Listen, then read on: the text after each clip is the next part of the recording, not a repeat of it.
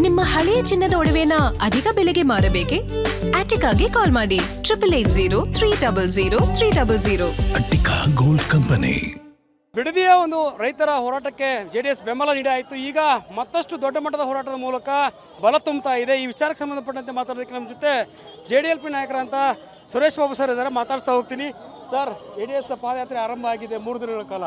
ಅಧಿವೇಶನ ಬರೋದು ಒಂದು ಕಡೆ, ಸದನದ ಒಳಗಡೆ ಹೋರಾಟ ನಿಮ್ಮದು ಬೇರೆ, ರೈತರ ಹೋರಾಟ ಇದೆಲ್ಲವನ್ನು ನೋಡಿದ್ರೆ ಹೇಳೋದಾದ್ರೆ ಇವತ್ತು ನೀವು ನೋಡ್ತಾ ಇದ್ದೀರಾ, ರಾಜ್ಯದ ನಾನಾ ಭಾಗದಿಂದ ರೈತರು ಆಗಮಿಸಿ ಇವತ್ತು ಬಿಡದಿಯ ಹೋರಾಟಕ್ಕೆ ಕೈ ಜೋಡಿಸಿರ್ತಕ್ಕಂಥದ್ದು ನಾವು ನೋಡಿದಾಗ ಖಂಡಿತ ರೈತರಿಗೆ ಎಲ್ಲೇ ರಾಜ್ಯದ ಯಾವುದೇ ಮೂಲೆಯಲ್ಲಿ ತೊಂದರೆ ಆದರೂ ಕೂಡ ಎಲ್ಲ ರೈತರು ಕೂಡ ಅವ್ರ ಪರವಾಗಿ ನಿಲ್ತಕ್ಕಂಥದ್ದು ಇವತ್ತು ಇದೇ ನಿದರ್ಶನ ಅಂತ ಹೇಳಲಿಕ್ಕೆ ಬಯಸ್ತಾನೆ.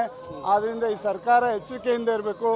ರೈತರಿಗೆ ಒಂದು ಕಡೆ ಅವ್ರಿಗೆ ಬೆಳೆ ಸಿಗ್ತಾ ಇಲ್ಲ, ಬರಗಾಲ ಬಂದು ಹಾಳಾಗಿದ್ದಾರೆ. ಇನ್ನೊಂದು ಕಡೆ ಅವ್ರಿಗೆ ಬೆಂಬಲ ಬೆಲೆ ನೀಡ್ತಾ ಇಲ್ಲ.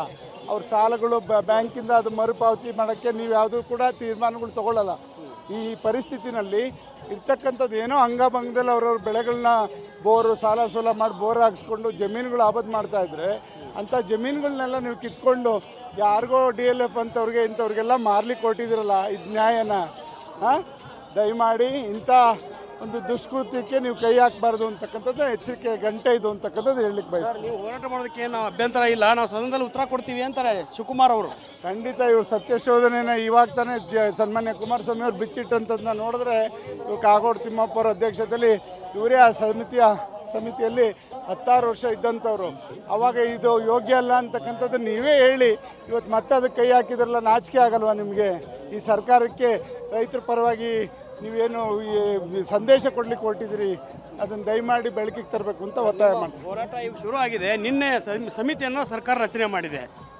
ಇವತ್ತು ಈ ಹೋರಾಟ ಇವತ್ತಿಂದಲ್ಲ, ಸುಮಾರು 516 ದಿವಸಗಳಿಂದ ಹೋರಾಟ ಒಂದಲ್ಲ ಒಂದು ರೀತಿಯಲ್ಲಿ ನಡ್ಕೊಂಡೇ ಬಂದಿದೆ. ಅದರಲ್ಲಿ ನಾವು ಕೂಡ ಇದು 2ನೇ 3ನೇ ಬಾರಿ ಪಾದಯಾತ್ರೆ ಮಾಡ್ತಾ ಇರ್ತಕ್ಕಂಥದ್ದು. ಹಾಗಾಗಿ ಈ ಸರ್ಕಾರ ಈ ಯೋಜನೆನ ಈ ಭಾಗದಲ್ಲಿ ಬಿಡದಿ ಟೌನ್ಶಿಪ್ನ ಇಲ್ಲಿಂದ ಬಿಡೋವರೆಗೂ ಕೂಡ ನಮ್ಮ ಹೋರಾಟ ಇದ್ದೇ ಇರ್ತದೆ.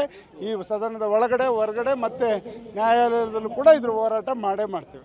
ಸರ್, ಮುಂದಿನ ಹೋರಾಟ ಹೇಗಿರುತ್ತೆ? ಇದು JDS ಪುನಶ್ಚೇತನದ ಹೋರಾಟ, ಪಾಪದ ಪ್ರಾಯಶ್ಚಿತ್ತಕ್ಕಾಗಿ ಒಂದು ಪಾದಯಾತ್ರೆಯನ್ನು ಮಾಡ್ತಿದ್ದಾರೆ ಅಂತ ಆರೋಪ ಮಾಡಿ. ಬರೀ ಜನತಾದಳದಲ್ಲ, ರಾಜ್ಯದ ರೈತರ ಒಂದು ಸಮಸ್ಯೆ ಬಗ್ಗೆ ಹೋರಾಟ ಮಾಡ್ತಾ ಇರ್ತಕ್ಕಂಥದ್ದು. ಇವರಿಗೆ ರೈತರ ಬಗ್ಗೆ ಕಾಳಜಿ ಇಲ್ಲ. ಯಾವುದೇ ಒಬ್ಬರು ಮುಖ್ಯಮಂತ್ರಿ ಈ ಸತಿ ಬೆಳೆ ಹಾಕಬೇಡ ಅಂತ ಫಸ್ಟ್ ಟೈಮು ಇಡೀ ದೇಶದಲ್ಲಿ ರಾಜ್ಯದಲ್ಲಿ ಯಾರು ಕೂಡ ಮೊದಲನೇ ಸಲ ರೈತರು ಬೆಳೆ ಹಾಕಬೇಡಿ ಮಳೆ ಬರಲ್ಲ ಅಂತ ಹೇಳಿದಂಥವ್ರು ಈ ಮುಖ್ಯಮಂತ್ರಿಗಳು. ಆದ್ದರಿಂದ ಯಾವುದೇ ಸಂದರ್ಭದಲ್ಲಿ ನೀವು ರೈತರ ಪರವಾಗಿ ನಿಲ್ಲಬೇಕು, ನೀರನ್ನ ಕೊಡಬೇಕು, ಡ್ಯಾಮ್ಗಳಿಂದ ಕೊಟ್ಟು ರೈತರಿಗೆ ಉಳಿಸೋದಕ್ಕೆ ಪ್ರಯತ್ನ ಮಾಡಬೇಕು. ರೈತ ಏನಾದ್ರು ಬೆಳೆ ಬೆಳಿಲಿಲ್ಲ ಅಂದರೆ ನೀವು ಎಲ್ಲಿಂದ ಕೊಂಡ್ಕೊಂಡು ತಿಂತೀರಾ? ನಿಮ್ಗೇನಾರು ಅದರ ಆಲೋಚನೆ ಇದೆಯಾ ನಿಮಗೆ? ದಯಮಾಡಿ ಇದೆಲ್ಲ ಎಚ್ಚರಿಕೆಯಿಂದ ನಿಮ್ಮ ಸಂದೇಶಗಳು ಕೊಡಬೇಕಾದ್ರೆ ರಾಜ್ಯಕ್ಕೆ ಒಂದು ಉನ್ನತ ಸ್ಥಾನದಲ್ಲಿ ಕೂತಿರ್ತಕ್ಕಂಥವ್ರನ್ನ ತಾವು ಸ್ವೇಚ್ಛಾಚಾರವಾಗಿ ಹೇಳಿಕೆಯನ್ನು ಕೊಡಬಾರ್ದು. ರೈತರನ್ನ ಉಳಿಸ್ತಕ್ಕಂಥ ಕೆಲಸ, ರೈತರಿಗೆ ಬೇಕಾದಂಥ ಮೂಲಭೂತ ಸೌಕರ್ಯ ಕೊಡ್ತಕ್ಕಂಥದ್ದು ನಿಮ್ಮ ಹಕ್ಕು. ಅದನ್ನು ನೀವು ಪ್ರತಿಪಾದಿಸ್ತಕ್ಕಂಥದ್ದಕ್ಕೆ ನೀವು ಎಚ್ಚರಿಕೆಯಿಂದ ಹೆಜ್ಜೆ ಇಡಿ ಅಂತಕ್ಕಂಥದ್ದನ್ನ ಒತ್ತಾಯ ಮಾಡ್ಲಿಕ್ಕೆ ಬಯಸ್ತೇನೆ. ಹಿಂದೆ 2006ರಲ್ಲಿ ಇವರೇ DK ಶಿವಕುಮಾರ್ ಸದಸ್ಯ ಸಮಿತಿಯಲ್ಲಿದ್ದರು. ಈಗ ಸರ್ಕಾರದಿಂದ ಒಂದು ಸಮಿತಿ ರಚನೆ ಮಾಡಿದ್ದಾರೆ. 30 ದಿನಗಳಲ್ಲಿ ವಿಶ್ಲೇಷಣೆ ಮಾಡಿ ಯೋಜನೆ ಮಾಡ್ತೀವಿ ಅಂತ. ಈಗ ಒಂದು ಅವರೇ ಸತ್ಯಶೋಧನೆ ಸಮಿತಿಯಲ್ಲಿ ಇದು ಯೋಗ್ಯ ಅಲ್ಲ, ಇದು ರೈತರ ಭೂಮಿ ಅಂತಕ್ಕಂಥದ್ದು, ಎಷ್ಟೆಷ್ಟು ಜಾನುವಾರುಗಳಿದೆ, ಏನೇನು ಬೆಳೆ ಇದೆ ಎಲ್ಲ ಮಾಹಿತಿನೂ ಕೂಡ ಕಾಗೋಡು ತಿಮ್ಮಪ್ಪ ಅವರ ಅಧ್ಯಕ್ಷತೆಯಲ್ಲಿ ಇವ್ರು ಕೊಟ್ಟಿರ್ತಕ್ಕಂಥದ್ದನ್ನ ನಾವು ನೋಡಿದ್ದೇವೆ. ಆದ್ದರಿಂದ ಇವ್ರಿಗೆ ಅಧಿಕಾರ ಬಂದಾಗ ಒಂದು ಮುಖ, ಅಧಿಕಾರ ಇಲ್ಲದಾಗ ಒಂದು ಮುಖ ಮಾಡ್ತಕ್ಕಂಥದ್ದು ಇದು ಬಳ್ಳಾರಿ ಪಾದಯಾತ್ರೆಯಿಂದನೂ ಕೂಡ ನಾವು ನೋಡಿದ್ದೇವೆ. ಆ ಥರ ಪಾದಯಾತ್ರೆ ನಮ್ಮದಲ್ಲ, ನಿಮ್ಮ ಸರ್ಕಾರ ಅಧಿಕಾರಕ್ಕೆ ತರಲಿಕ್ಕೆ ನಡೆದಂಥ ಪಾದಯಾತ್ರೆ ಅದು.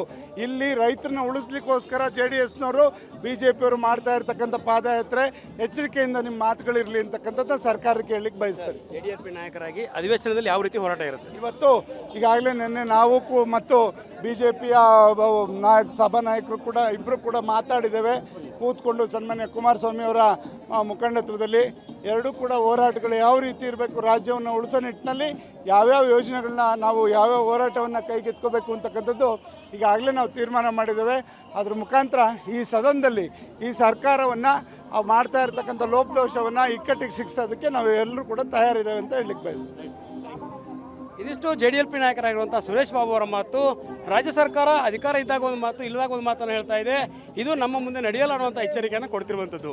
ಕ್ಯಾಮರಾ ಪರ್ಸನ್ ಶಿವ ಜೊತೆ ದುರ್ಗೇಶ್ ನಾಯಕ, guarantee news, Bidadi. Guarantee news, ಸುದ್ದಿ ಖಚಿತ, ನ್ಯಾಯ ನಿಶ್ಚಿತ.